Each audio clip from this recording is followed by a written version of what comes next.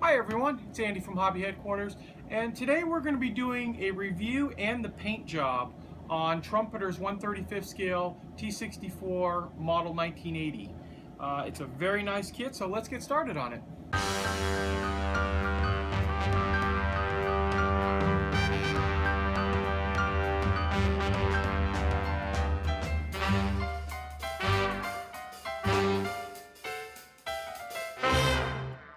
These next couple of videos are going to be a little different than some of the other ones I've done. These models have actually already been built going in, so we don't actually have the video of the model being built, but we're going to talk a little bit about the kit and then actually show the painting and weathering, which is what most people always ask most of the questions about anyway. I hope you enjoy it. Okay, before we actually start painting the kit, let's just go over some generalities of the kit. The kit is made by Trumpeter. It has a retail of about $65 in the United States, so they're easily obtained for the $45 to $50 range. A fair amount of parts, not too bad. There is a decent amount of photo etch inside the kit as well, from the grills back here, some of the yellow parts around the turret, some of the clasps, things like that back there. Very nicely detailed. Like I said, doesn't take too much time building with the number of parts. It's not like some of their other kits that have 1,300 parts in it, but still builds up to a very nice kit. Now, the first thing we're going to do with this kit is we're going to paint the entire thing XF69 first, and this is NATO black, and this is going to be our shadow coat.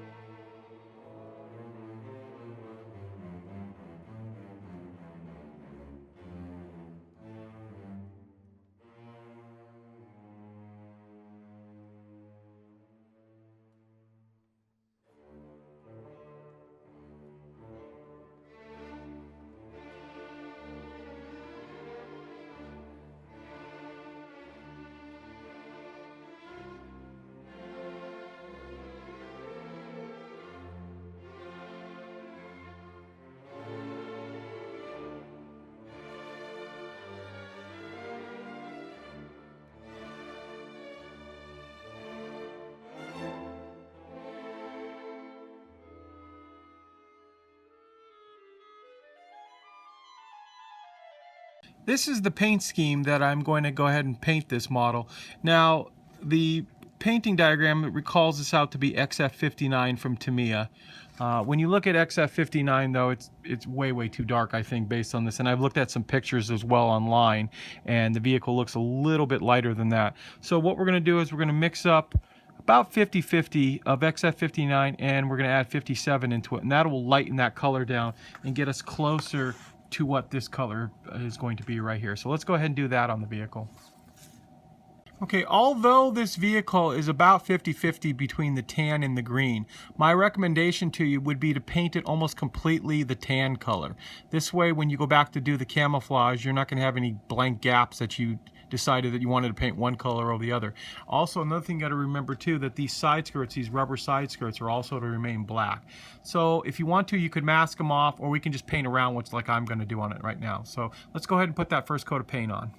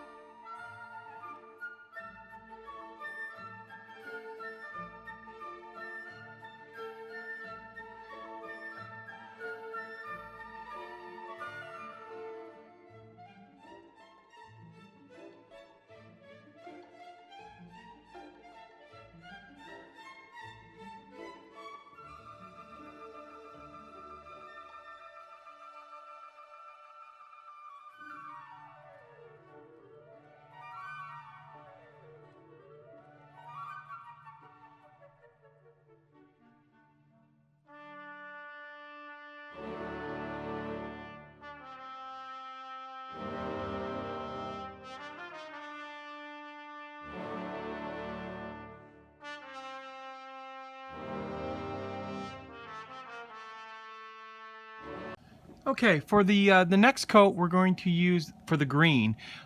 Based on the pictures I've seen online, it's actually a little bit lighter than, once again, than what the actual instructions say.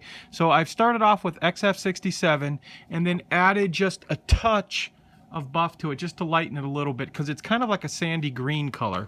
So we've mixed that up in the airbrush now. Let's put that on over the rest of the kit.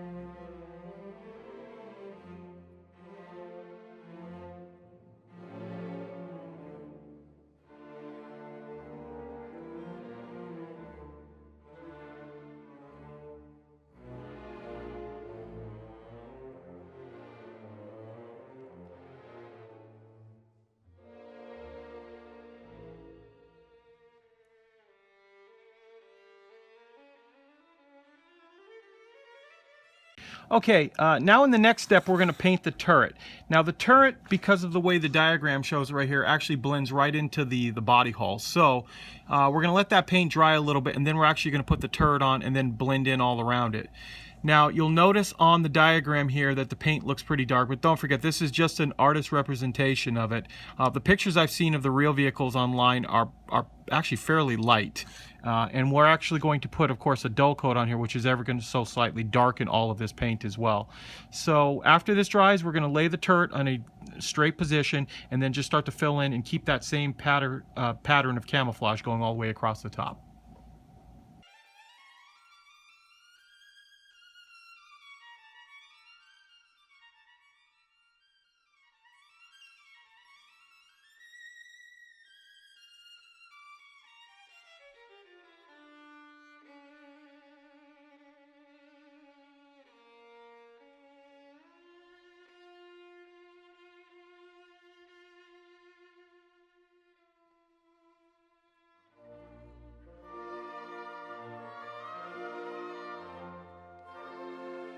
Okay, the next step we're going to do is, if you notice, there are slight little amounts of black that they've put on this vehicle. Plus, also, we're going to touch up the area right here that I started painting dark yellow. That'll be easy enough done just with a little sheet of card.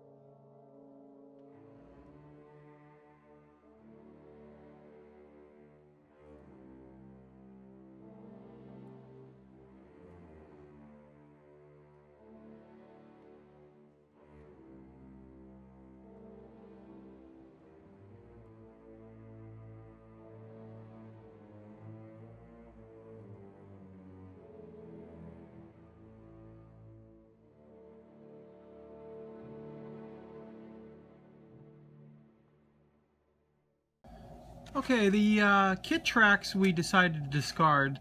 They weren't as nice. The rubber bands weren't as nice as these. Are actually made by Trumpeter also. These are individual tracks that you do take a little bit of time to build, but as you can see, they're completely workable once they're done. So we're going to go ahead and do and spray that with the NATO black as well while we have it out.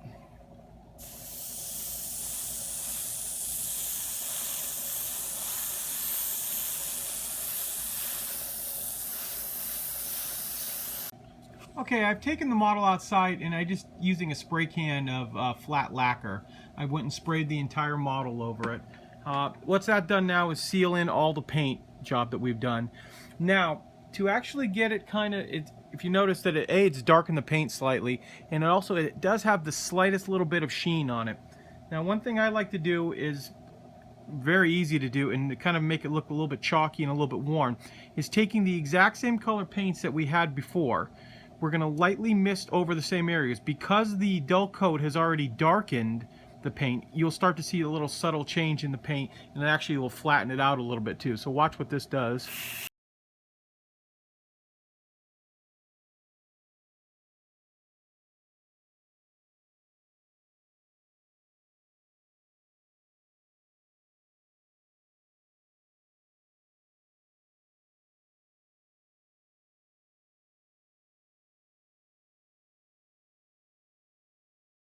Okay, hopefully you can see it, but when you go over it with the exact same color paint again, you'll start, because it is a little bit lighter because it doesn't have the dull coat on it, you'll start to get a little variation in the tone of the paint.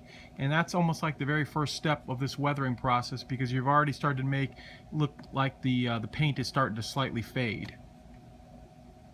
Okay, now we're going to do a little dry brushing on some of and scratch up some of these front areas and some of the sides and the boxes and things. I was noticing on many of the pictures online that they were pretty scratched up. So using a little bit of the NATO black and a soft brush, you dip the brush slightly into the paint, and then you just kind of blot out as much as possible.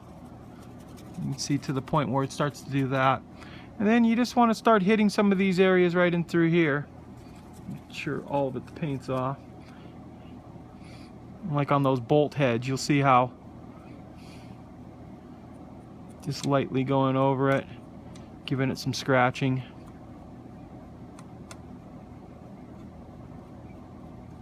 And you don't ever want to push too hard when you're doing dry brushing, because it will leave a lot of paint behind.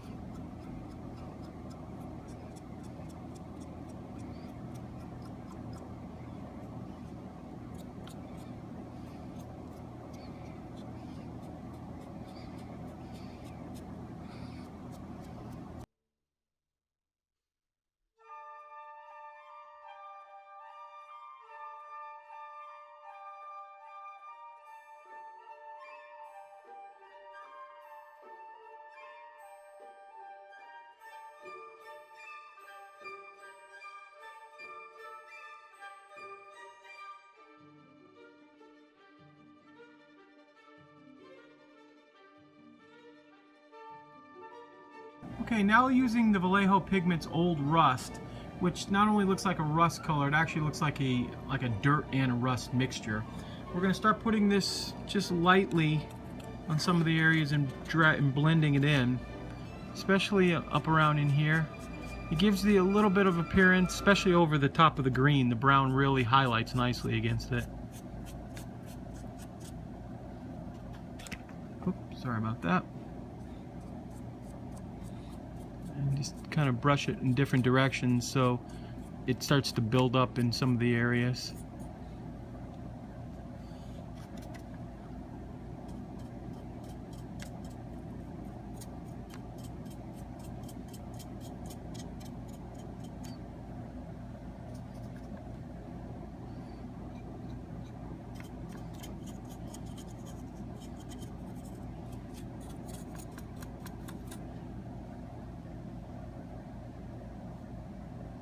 Okay, we finished up using the weathering powders on it. I also went ahead and did all the tracks down here. You can see, so hopefully see the dirt start to build up on it.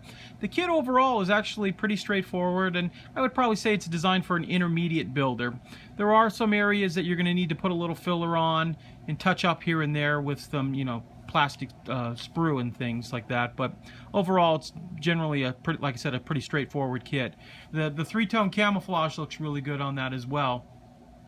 I want to thank you very much for watching the video, and please stay tuned because we have more coming.